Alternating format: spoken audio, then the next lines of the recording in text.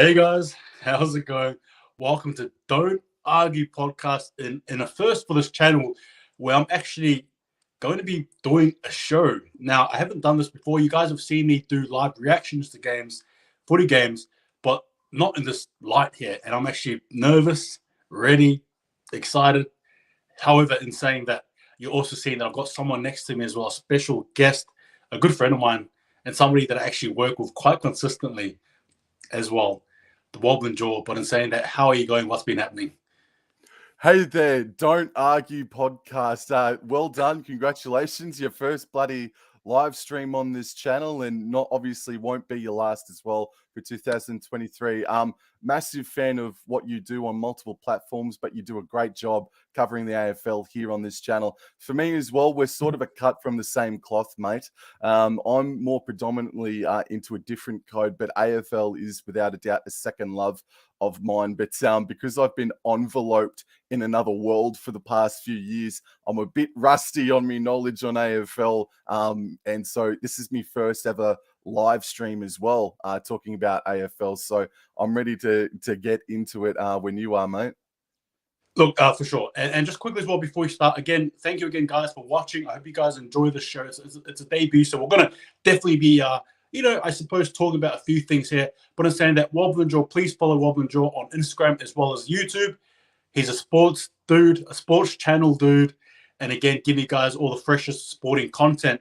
But as he said before as well, he's ready to take a dive into AFL. And just quickly as well, can you please, before we sort of start, can you just give us a bit of a background onto who you follow and before we sort of kick things underway? Yeah, sure.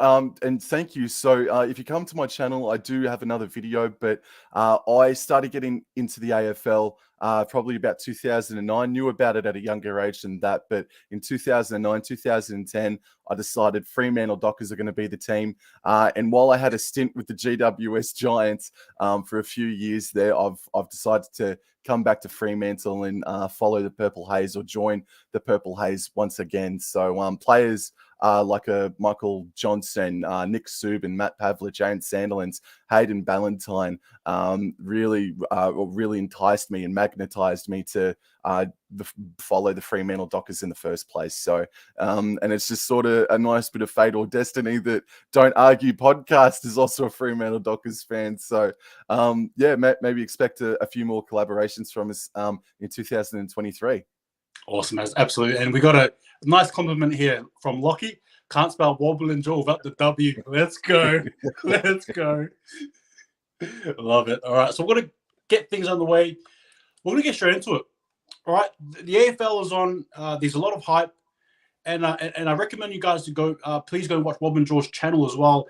His AFL video clip where he talks about the context of how he came to be and being a Fremantle fan and his thoughts on AFL as well. It's a very interesting take, in my opinion. One that I really liked, as I told him before we started.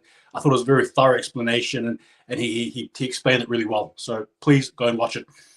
AFL is upon us, right? Quite literally, tomorrow is going to be the bounce between the Tigers and Carlton, but we're not going to talk about them just yet. We've got our team, Fremantle Dockers, a big game against the Saints over in Marvel Stadium. It must win for us. I'm not sure if you guys know, and I'm sure Wobblin Jaw will also follow through with this one, but Saints have a few injuries. Like they literally can probably field almost virtually a quarter of the team. That's how many injuries they have, like virtually just about the whole team. Just in saying that as well, give me your thoughts on some of the current players we have from the likes of Brayshaw, obviously, Nat Fife, right? Beautiful player, wonderful player for Fremantle Dockers. However, captaincy stood down. Give me your thoughts on all of them, please, Wobblin Jaw.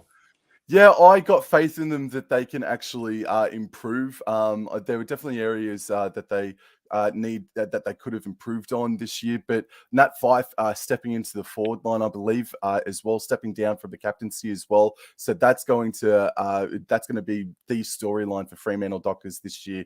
And then we've got the new captain as well. Again, these players for the Fremantle Dockers, they are a little bit new to me, or I need to reintroduce myself to them. But I'll tell you what, though, you mentioned the Saint Kilda injury list there. By comparison, the Fremantle Dockers, there's only one injury for the Fremantle Dockers that's of great concern so Travis Collier looks like he's going to be out for this contest and for a few weeks as well. Michael Walters too, unfortunately, seems like he could be rested for this game or be brought through the waffle just because he's recovering from an Achilles tendon injury. But then St Kilda, undoubtedly, don't argue, St Kilda are the most injury-ravaged side coming into the AFL season. They have an injury list as long as me arm. And they are going to be without the likes of Max King for the first 10 weeks of the season. You've also got players like Marcus Windhanger. You've got Jack Billings, Nick Cofield, Jack Hayes, and that's just the start of it. So this is basically a 95% full-strength Fremantle Dockers outfit if Michael Walters does end up playing, taking on a St Kilda outfit that is only going to be going on about 2 cylinders at about 60% this weekend. And I'm sure I'd like to touch on the coach now as well, mate. It's a certain cup, isn't it? Yes, it is. Look, you mentioned the coach. I'm assuming you're talking about the Saints coach. There's actually quite a bit of irony to this match as well, ladies and gentlemen. If you don't already know, Ross the Boss Lyon, right? The ex-Fremantle coach. Ironically, playing in his debut, as the coach for the Saints against Fremantle. There's a lot at stake here. And you mentioned the injuries as well, Wobblin Jaw, and I just need to go off that as well. This game for mine, you mentioned Max King there, for example. He was absolutely... Last year, I believe in the third round, correct me if I'm wrong, it was against the Saints when they came over to Optus Stadium. We went on a good run. I think we won our first 2 games, and they pipped us. He's got a few goals, like about 5 goals, I think, put us away. What I'm trying to say, though, is that in this game here in particular, all those injuries you mentioned, I don't see how can we lose this game. This basically, again, I'm not trying to be too cocky here, but it seems like a game that we can win. What are your thoughts on that? Yeah, as we said, it's basically 90% strength versus about 60% full strength this weekend, and the record that Fremantle have got since last year, of course, the Dockers had 5 trips to Marvel Stadium last year, and they won 3 of them. They had 1 draw and 1 loss, and one of those victories did come against St Kilda. And I touched on Nat Fyfe before about him potentially or probably moving into the forward line for the Dockers.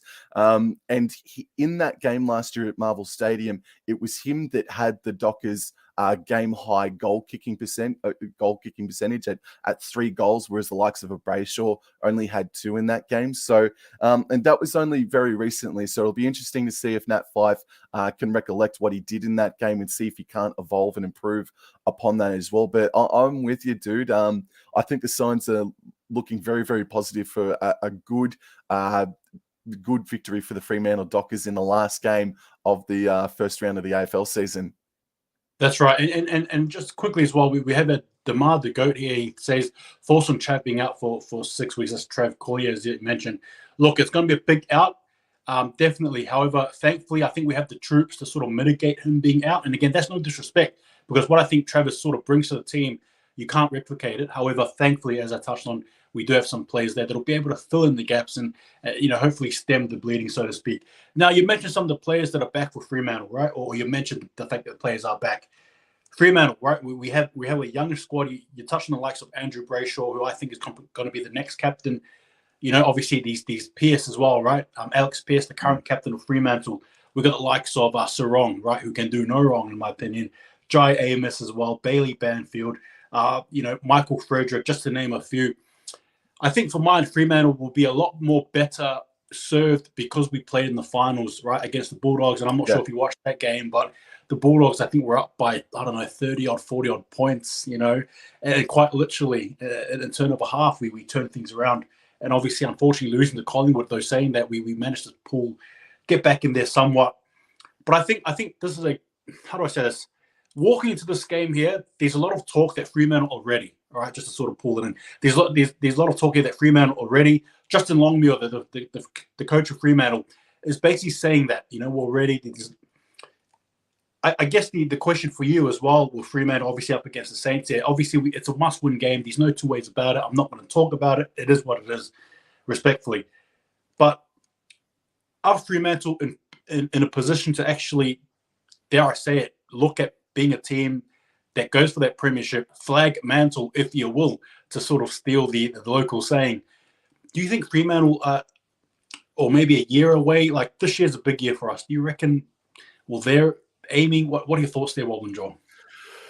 At certain stages of 2022, they looked like the team to beat. I believe off the top of the dome, they went and beat Geelong in Geelong or thereabouts. But in 2022, for a few weeks there, it looked like the Dockers were going to be a premiership threat.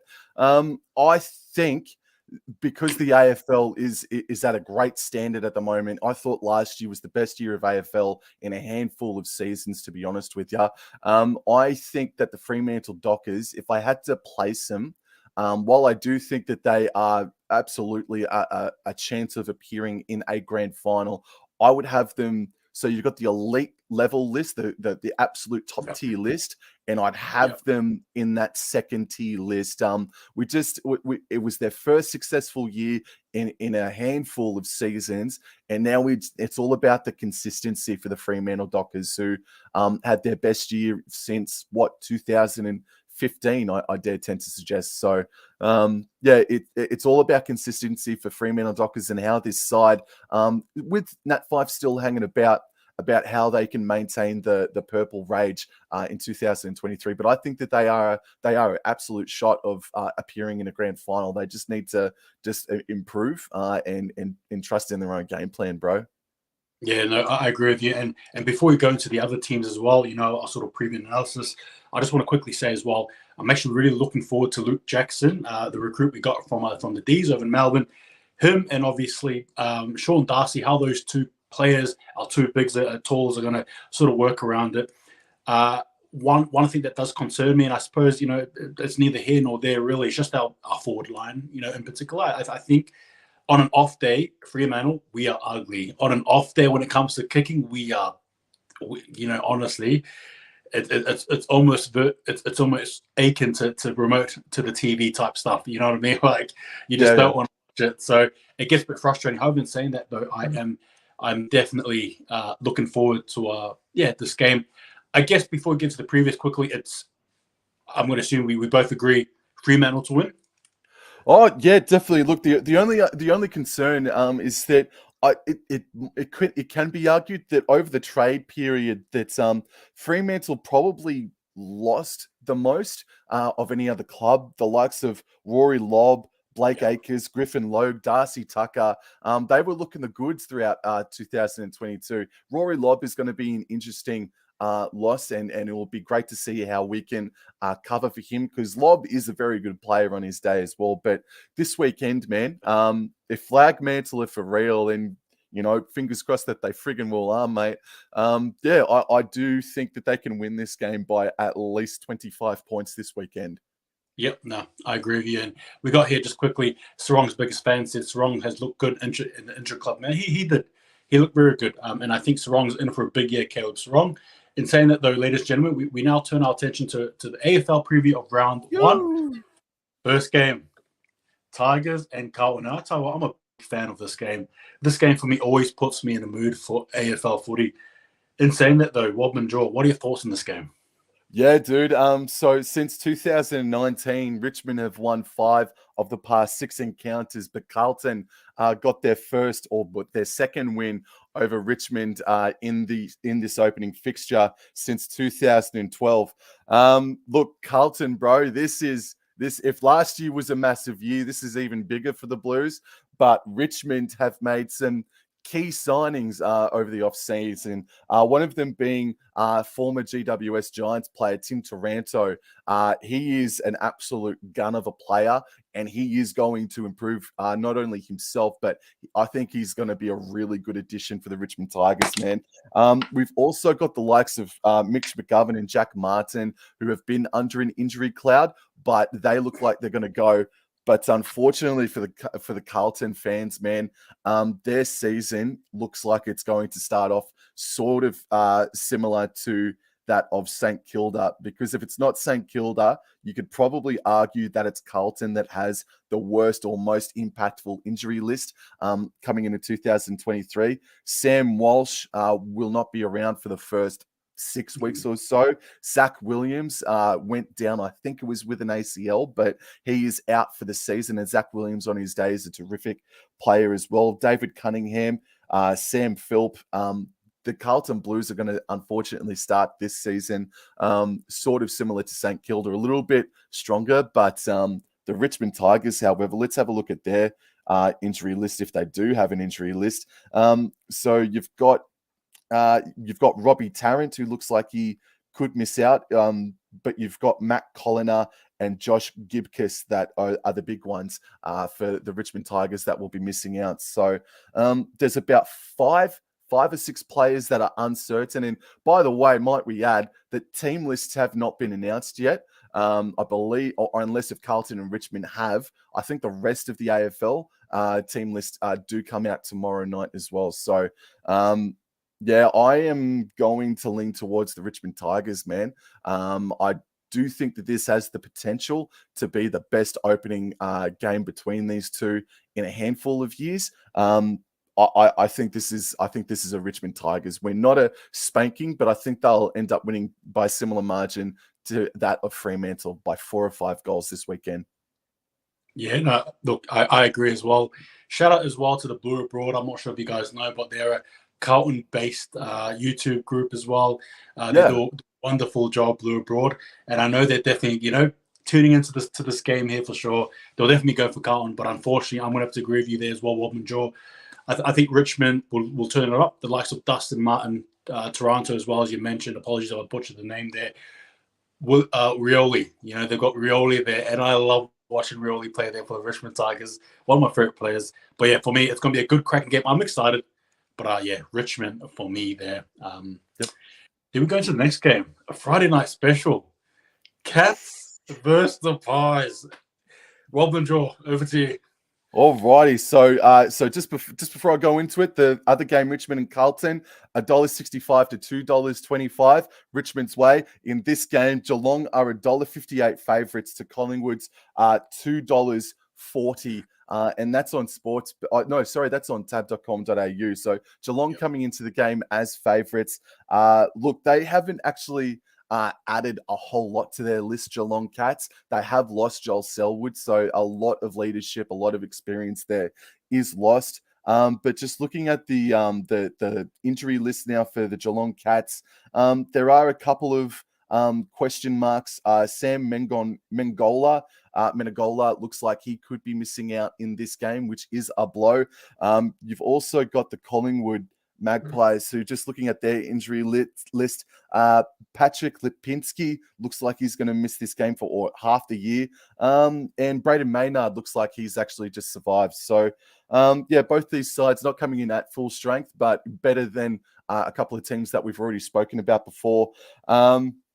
The Geelong Cats, they've picked up the likes of a Tanner Braun and an Ollie Henry, a couple of first-round draft picks, whereas Collingwood, they've picked up the likes of Bobby Hill from GWS Giants, and Bobby Hill on his day and as an electric player, bro. So that's a huge loss for the Giants and a great gain for Collingwood.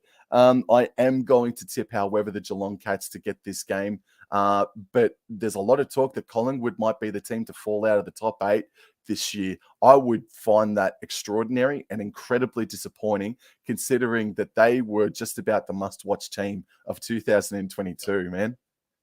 Facts there. Just quickly as well, we have Flagman was saying, any unique picks for fantasy? I probably can't answer that myself. There's a plethora of players you can pick from. I'll say someone unique you might pick is probably the player you mentioned, Bobby Hill. Honestly, in my opinion, watch out for him. A little bit of this, a little bit of that. So, so I guess I'll stick with him. In saying that, though, as well, I've been hearing the same thing as you as well, Wobblin Jaw. The fact that people saying that the Pies are going to find themselves out the 8, I don't see that happening. I can't see it happening. I think it's ridiculous if it does happen. Granted, they're a good team too. However, in saying that, in this game here, I really am leaning towards the Pies anyway, regardless. But I think I am leaning towards the Pies. I will say as well, I think a lot of people are not understanding just the vengeance that I think Collingwood are in. You know, they're from a position of vengeance, a chip on their shoulder. I really think they're going to go all guns blazing in this match here against the Cats. Now, granted, you mentioned Salwood. You cannot buy experience. We know this doesn't matter what sport you watch. You cannot buy experience. End of story. And he's a big out. He's a big out. How do the Cats adjust with him when things aren't going their way? I don't know, and I can't speak to that because I haven't seen him play without Salwood for quite some time. So for me, I'm personally leaning towards the Pies there, Wobblin Jaw. No, yeah, I'm going for the Geelong Cats on Friday night, man. So probably about a 3-goal victory to the Cats, I reckon. Fair enough. Next game here. Oh, goodness me. Kangaroos and Eagles. Again, can we just quickly skip over that? We're not going to skip over this. No, yeah. No, actually, no, I'm not joking. I don't care. If you're an Eagles fan, I do not care. No, I'm kidding. All right. Okay, over to you, Wobblin Jaw. Oh, man. North Melbourne versus West Coast. Get the good stuff out of the way, right? $1.85 to the Kangaroos, $1.95 to the West Coast Eagles. The Kangaroos have actually won the past 2 encounters against the West Coast Eagles, one of them being at Optus Stadium, the other being at Marvel Stadium as well.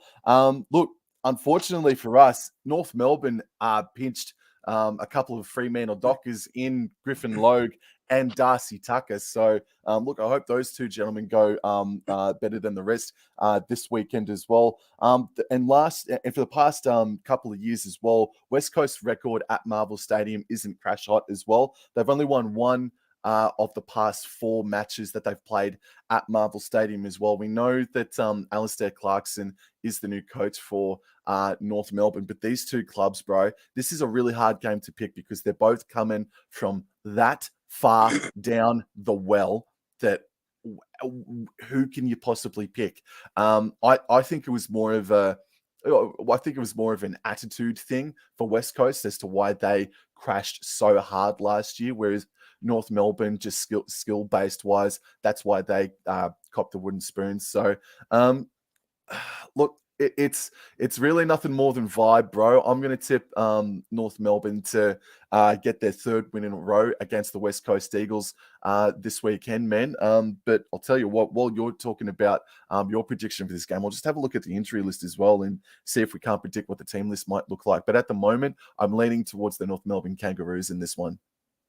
No worries. And before I get to it, just as Graz here eloquently puts it, the battle for the premiership right there. So there you go. Man. Nothing like a round 1 special to get us going. But look, all jokes aside, though, look, Wobblin Jaw said that he's going based on pure vibe. I'm going based on pure hate. Go the Roos, smash him, destroy him. That's it. I don't care. Just flog him. Just flog him. All right, flog him. So yeah, that's what I'm going for as well. Well, yeah. Any news there, Wobblin Jaw? Well, yeah. So it looks like that. It looks like Nick Nat Nui is going to play in this game. So he was under an injury cloud, but looking at the injury list now, that man that I just named before as well, Darcy Tucker, looks like he's probably going to miss out on this game with an injury. And also, let's not forget the fact, what's his name, has departed from the North Melbourne Kangaroos, a young man that they really had his eye on. That's exactly right. Jason Horne-Francis, who, looked good, bro, but he's now left for greener pastures as well, bro. So, I'm going to stick with the North Melbourne Kangaroos, even though it looks like that their injury list is a little bit bigger than West Coast Eagles. Yeah, no, agreed. Go the Roos. This game here, Port against Lions, is very interesting. So in the look, we know it doesn't matter what code we watch. I don't think we can go too strongly into whatever happens during the preseason. However, there's been a lot of noise from Port fans that are, they're saying they're a bit concerned because the last 2 matches against Fremantle and West Coast, they lost both of them, and they weren't actually small defeats either. They were quite heavy-ish. All right. Now again, obviously you don't count it for nothing, whatever. But in saying that, they're at home, and I've spoken to some Port fans personally myself who are actually tipping the Lions straight off the bat. Like they're not at all confident. They're not at all confident that Port can actually take it. Now, in saying that though, Wobblin Jaw, please over to you. So I just thought I'd give you a bit of background into that mess. Lions quickly looking strong. Lions tipped to be in the top 4, premiership aspirations, rightly so. Over to you, Wobblin Jaw. Yeah, definitely, man. So coming into this game on tab.com.au, Port Adelaide are $1.95. The Brisbane Lions are $1.85. I think, wow, that's really close. I wasn't expecting Port Adelaide to be that close to Brisbane Lions. I was expecting maybe they'd be out to $2.30 on tab.com.au. So not a whole lot of value there on Port, I guess. But look, the Brisbane Lions, this is their first trip to face Port Adelaide in Adelaide since 2019. The Brisbane Lions have not lost to Port Adelaide since 2018. The Lions very much have the wood over them as well. But look, Port Adelaide, we just mentioned the young man, Jason Horne-Francis, Junior Rioli. They've made a couple of nice trades or signings over the offseason. And the Brisbane Lions, they've signed up Josh Dunkley and Jack Gunston, who are great players in their own right as well, man. Brisbane Lions, they have been tagged as a grand finalist in 2023. Don't know if they can win the premiership, but they're going to be right up there, bro. Though that preseason for Port Adelaide was disappointing as well. And I think, what do you reckon, bro? Do you reckon Port Adelaide were the most disappointing team of 2022? Oh, well, yeah. I mean, if you put into retrospect the fact that they start off 0-5, absolutely. Yeah. I would even lean and suggest this, and it's a big call, but their coach Hinkley is his name. I forgot the first name, but last name Hinkley. I think if they lose their first 2-3 games, I think he's done, bro. Like I think he's done. I think they're gonna drop him. I'm not too sure about his contract situation, but he is definitely one of those coaches that are in the top 5, maybe top 3, who are most under pressure in 2023 for sure. Yeah, absolutely. In saying that though, I will lean with you as well. Lions me to win that game. Yeah, I think the Lions will win this one by about 30 points or 5 goals. Yeah, for sure. It'll be a good game to watch, definitely. But yeah, if you're a Lions fan. All right, so Melbourne and Bulldogs. This game here, look, I spoke about Port and their preseason. Conversely, if you will, I'll talk just briefly about Melbourne. They had a good bloody preseason, bro. They played well. I think they belted the Tigers by about 50 odd points or even more. I think it was quite convincing. But again, you don't go off preseason. But I'm just saying that they look very good. As for the Bulldogs, I don't know too much about them. They'll be ruining over that loss against Fremantle, where we came back by 39 or 42 points behind to win. What are your thoughts on this game here, Wobblin Jaw? Yeah, well, in a round of blockbusters, this is definitely up there, isn't it? The Melbourne Demons are $1.58. The Bulldogs are $2.40 on tab, and that's some nice value on the Bulldogs, man. The Demons, they've retained Rory Lobb, that Lockie Hunter, Brody Grundy, and Josh Shacher. I believe that's how you pronounce it. Sorry if I butchered it there. But those are a couple of nice signings. And for the Western Bulldogs, they've signed Rory Lobb and Liam Jones too. So I think the Western Bulldogs are going to come back. They played finals last year, but I think they're going to be a little bit stronger in 2023. And the Demons, bro, I'm going to say it. I think they're my pick for the premiership in 2023. They, unfortunately had that off-field incident halfway through last year, and that really derailed them quite a fair bit. They're going to come in more focused, and I think the Melbourne Demons are going to win the premiership this year. They're my tip, and while I think this game will be close, I think maybe the closest of the entire weekend, I am going to tip the Melbourne Demons to win this one by about 15 points or so. Yeah, look, I agree with you. Just quickly as well, the Melbourne D's have also added into the Arsenal Brody Grundy, a very well-experienced player there from the Pies. Him and Max Gorn, they work so well with each other. I was watching them in the preseason. They were in sync. I'm telling you now, and you're right. I don't think it's too far off to actually predict them winning the premiership. To be fair with you, Yeah, I can't disagree with you there at all, Wobblin Jaw. Saying Melbourne for me, definitely. Next game, we have the Suns against the Swans. Queensland versus New South Wales, if you will. This game here is going to be over there in the Metricon Stadium, I believe. The Suns are usually noted to be good starters. They definitely punch a few rounds. They definitely start swinging. They connect, and then they sort of fade out. Between rounds 5 to 8, they sort of fall down. They're a bit tired, and then they get knocked out right at the end. Suns are obviously looking to hopefully not replicate that, but obviously bring something different here, again, with their coach as well in mind, who I think has done well to build them up. And I believe Ben King, brother of Max King, will be playing as well in this game. He's fit and ready after an Achilles tear as well. And then the Wobblin Jaw will correct me, I'm pretty sure. Swans, grand finalists. Unfortunately, they absolutely got slapped around in the grand final there, right? There's not too much there to say. They're going to be coming back with a vengeance. Over to you, Wobblin Jaw. Yeah, man. The Gold Coast Suns are coming into the game as $2.25 outsiders. The Swans are $1.65 favourites. But the Gold Coast Suns have been a bit of a bogey side for the Sydney Swans. They've won the 4 of the past 6 encounters, and the Swans haven't beaten the Suns up at Metricon Stadium since 2016, albeit it's only the 1 or 2 occasions they've actually travelled up. Yeah, I have a bad feeling about the Suns this year, unfortunately, man. I want nothing but success for him, but bloody, if there's one man maybe if there's 3 men that they didn't want to go, one of them certainly, Isaac Rankin was one of them.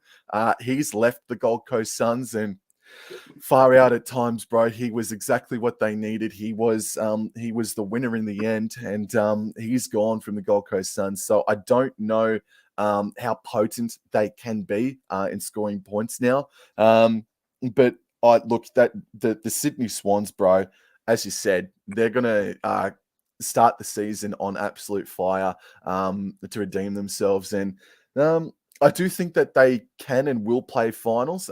Just don't know where they'll end up. Top 4 or bottom 4 of the top 8. So I'm going to tip the Sydney Swans in this game by no more than about 20 odd points or so. Okay, yep. I'm going to go the opposite. I'm feeling the Suns can pull this off. Ooh. Granted, though, I see what you mean, though, but I reckon the Suns can pull it off, so I'll be tipping them to win. I reckon it'll be a close game, win by about 12 goals, I think. 12 points, sorry, apologies, 12 points. 12 points. Yep. All right, Giants and Crows. And speaking of Rankin, Isaac Rankin, he is playing for the Crows now. He's gone back home, LA boys back home there with family. And, I suppose when you're in your element, when you're comfortable, sometimes it can actually bring the best of you, right? And you touched on the fact that, he was exactly what the Suns need. Dare I even question it? I think he's probably going to go another level over there at the Crows now that he's back home, comfortable, etc., etc. The Giants, now, a bit of a so-so season for them. They didn't make the 8. However, they're a team that's always threatening. And if you have a man called Toby Green in your team, for certain there's always going to be 2 things guaranteed: a bit of drama and a bit of heart. So in saying that, they're over to you, Wobblin Jaw. Yeah, man. Well, but good news is that it looks like both these sides are going to be at least 90% strength each coming into the game. So that's going to be good stuff. The GWS Giants are $1.65. Adelaide Crows are $2.25. And the GWS Giants have won the past 2 encounters against the Adelaide Crows. So they're on a bit of a winning streak there. But GWS Giants, fair dinkum, in my time in supporting them, they just, there was that 2-3 year period, sure, but they just can't hang on to anybody, man. And it just seems like every single year, bro, now that they've also got a brand new coach coming in as well, the Giants, they just seem like they're a new team every single friggin' year, man. Case in point, Tim Taranto's left them during the trade period as well. I think the Crows are going to be the biggest improvers from the bottom half of the top bottom half of the competition last year. I think that they can finish maybe 10th or so, thereabouts. I think that they can surprise a few people, but this game's hard to pick, man. It's a lot of good value on the Crows because it is so hard to pick. So I haven't picked an outsider yet, I don't think, as well. And feeling it. I'm feeling it, man. The Crows have been the bogey side overall of the GWS Giants in history, even though the Giants have won the past 2 in a row. I'm going to go the Crows. I'm going to go the upset win here, and I'm going to go the Adelaide Crows to win this game in a close one. 2 or 3 goals in it. All right, no, fair enough. You'd think I would lean that way, but I want to lean towards the Giants, actually. I want to lean towards the Giants in this game here. I just think, granted, they've definitely lost a lot of players, key players. And I don't think like this is a year for them where they can launch from anything. I really think there's going to be another year where it's going to be similar to last year, if not even worse, dare I even say it respectfully. I don't see them making any inroads this year. But instead, I think for round 1, over there, home, Giants Stadium, New South Wales, I'm going to give it to the Giants personally. All right, we come to the last game because for those of you who are unaware, we actually, Wobblin Jaw and I actually did a deep dive into the preview of Saint Kilda versus Fremantle. So if you guys have missed it, make sure to rewind or you start again and you'll be able to watch. But we come to the last game here, Hawks against the Bombers. Now, quickly, both these teams, you sort of mentioned, being down the well there with Kangaroos and Eagles. And dare I even say it, I think this is going to be another game as well where you got 2 teams that will be down the well. I reckon it'll be Roos, Eagles, Hawks, Bombers, there or thereabouts in terms of being down the bottom.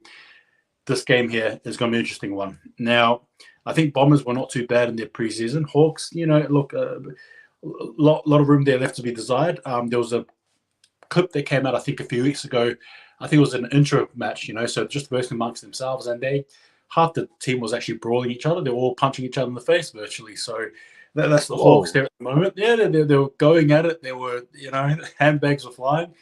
And that might set the tone really for how their season may be, I suppose, maybe shown. I don't know. Have to wait and see. Wobblin Jaw, over to you. All right, then. Well, on tab, we've got Hawthorn at $2.30, Essendon $1.62. But looking at the injury list now for the Essendon Bombers, Dyson Heppel is going for a test. Jake Stringer looks like he's probably going to miss out on this game as well. Looking at the Hawthorn Hawks now, they do have a couple of concerns. Mitch Lewis is still about 5 weeks away from returning from an ACL injury. Josh Morris as well looks like he's going to be out for 6 weeks. But I dare say that it's Hawthorn that are going to come into the game with a more stronger team than Essendon, though. This is a pure flip of the coin, bro, because Essendon, you just cannot trust. There's no trust in that club anymore, man. And the Hawthorn Hawks, bro, I've seen a couple of people actually predict them to cop the wooden spoon this year as well. I don't see, I think maybe potentially bottom 4, but I don't see Hawthorn Hawks actually getting that wooden spoon. But this is such a hard game to tip. It's also a rivalry game, arguably top 5 rivalries in AFL, probably so actually. So this is such a flip of the coin game, man. But I don't have any trust in Essendon. I really don't. They've killed it for a lot of people, including myself, over the past couple of years. Oh, man, I really want to tip Hawthorn, but there's something telling me that it's going to be Essendon that just pluck it out of the fire and embarrass me this weekend. Sorry, don't argue, but I don't trust him, bro, but bugger it. I'm going to go Essendon. I don't trust him. I'll kick myself in the backside if Hawthorn win this game, but because I really do want to tip Hawks, but I'm going to go the Essendon club to win this game in a close one. You know what? I was actually contemplating this game as well because much like yourself, it was definitely an arm wrestle as to who I sort of pick. It's going to be a tough one. I think for me, oh goodness, we'll see how we go. But I think I'm going to lean towards the Hawks here. Okay. And again, that's not to go against you. That's just thinking about it. I don't know. You mentioned the Bombers, right? You just don't know what team you're going to get. For all we know, they could be crashing right down the season. Like, in all honesty, we don't know. In saying that, though, Hawks, I can't fault their coach, right? Their new coach last season. I know he definitely tried to put them up there. Things just didn't go their way. I'm not saying they're in for a good year this year. I'm just saying that, it's round 1, MCG as well, right? I think I'm going to be leaning towards the Hawks personally. So I'll go for the Hawthorn there. But in saying that, though, Wobblin Jaw, that comes to the conclusion of the first ever DAP Don't Argue podcast show. I hope you guys enjoyed it. In saying that, before we go as well, I'll remind you guys again, please follow the Wobblin Jaw Sports Channel. You can follow him on Instagram as well as YouTube. And he's going to be journeying with me as well through this AFL journey this season as we examine and chat and explore this together, which I'm looking forward to. And in saying that, he's a Fremantle fan. So that is just the icing on the cake. Wobblin Jaw, is there anything else you want to say before we depart? Go Freo. Come on, Freo. They're premiers. Go Flag Mantle. That's it. Awesome, Ash. Thank you again for giving me your time and having a yarn. I hope you guys enjoyed it. We'll take it easy and see you guys next time. And just remember, don't argue.